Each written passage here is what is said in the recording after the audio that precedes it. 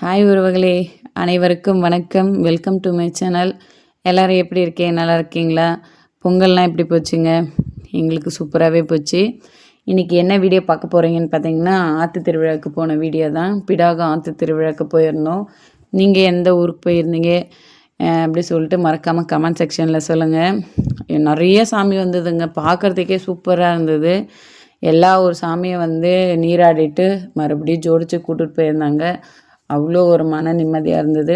பெரும்பாலும் எங்கள் அப்பா ஆறுபடை அப்பந்தான் எல்லா நிறைய வண்டியில் ஒரு 4-5 சாமி வைப்பாருங்க. நீங்களே பார்ப்பீங்கன்னு நினைக்கிறேன்.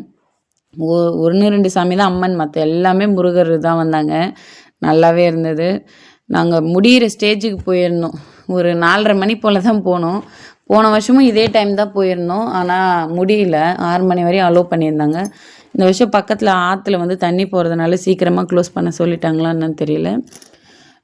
க்ளோஸ் பண்ணுற ஸ்டேஜுக்கு தான் போயிருந்தோம் நாங்கள். அப்பயுமே கும்பல். அப்புறம் கரகம்லாம் எடுத்துகிட்டு வந்தாங்க. கரகமுமே நல்லா இருந்தது. ரொம்ப என்ன சொல்கிறது, கால் வைக்கிற அளவுக்கு அந்த அளவுக்குலாம் இல்லை, கொஞ்சம் மீடியமான கும்பல் தான். நல்லா இருந்தது பார்க்குறதுக்கு. ஆற்று திருவிழா எதுக்காக நடத்துகிறாங்க அப்படி சொல்லிட்டு சொல்லுங்கள், எனக்கு தெரியாது. பொங்கல்லேருந்து 5ஆவது நாள் ஆற்று திருவிழா வைப்பாங்க. சாமி நீராடிட்டு மறுபடியும் ஜோடிச்சு கூட்டிட்டு போவாங்க. எனக்கு அதுதான் தெரியும், எதுக்காக காரணம் தெரியாது. தெரிஞ்சுதுன்னா நீங்கள் சொல்லுங்கள். இந்த ஆத்திருனா அப்படின்னாலே எனக்கு சின்ன வயசு ஞாபகம் தான் வரும். அந்த பொங்கல் முடிஞ்சு நம்ம அப்பா அம்மா அவங்கக்கிட்டலாம் ஒரு ரூபா 2 ரூபா வாங்கி வச்சு ஆத்திருனா வந்தால் ஸ்கூலில் கட்டடிச்சிட்டு ஆற்று திருவிழா போய் அந்த கரும்பு வாங்கி சாப்பிட்றது. இந்த கூட சொந்த பந்தம்லாம் இப்போ எப்படி சொல்கிறது, நாங்கள் அகரத்தில், எங்கள் ஊர் பக்கத்தில் அகரத்தில் தான் ஆற்று திருவிழா வைப்பாங்க. ரயில்வே ட்ராக் மேலே நடந்து போவோம் அந்த ஆற்று திருவிழாவுக்கு. கரும்பு ஒன்று வாங்கி கொடுத்துருவாங்க, அது கடிச்சிக்கிட்டே போயிட்டு கடிச்சிக்கிட்டே ரிட்டன் வரணும். அது என்னமோ அது ஒரு தனி சந்தோஷம்தான். யாருக்கெல்லாம் மறுபடியும் நம்ம சின்ன வயசு அந்த போகணும் அப்படின்னு சொல்லிட்டு யோசிக்கிறீங்க? எனக்கெல்லாம் டைம் கிடச்சி நான் மறுபடியும் நான் சின்ன பிள்ளை அந்த வயசுக்கே போயிடணும்னு நினைக்கிறேன். ஏன்னா நம்ம நிறையா அந்த சின்ன பிள்ளையில் அனுபவிக்க தெரியல. இப்போ ஏன்டா அதை அனுபவிக்கலை அப்படி சொல்லிட்டு யோசனையாக இருக்குது. மறுபடியும் அப்படியே இருந்துடலாமோ அப்படின்னு தோணுது. என்ன சொல்கிறது, நிரந்தரம் இல்லாத வாழ்க்கைங்க. ஆனால் அது யாருமே புரிஞ்சிக்க மாட்டுறாங்க நிறைய பேர். இருக்கிற வரையும் சந்தோஷமாக இருந்துட்டு போயிடுங்க, யார் மனசையும் கஷ்டப்படுத்தாமல். அவ்வளோதான் நான் சொல்லுவேன். என்னோட அட்வைஸ்ன்னு நினைக்காதீங்க, எனக்கு தெரிஞ்சது நான் சொன்னேன். பொருள் எல்லாமே ரொம்ப ரேட்டுங்க. ஒரு சின்ன பொம்மை போய் பார்த்தா பாப்பா 80 ரூபா 100 ரூபா.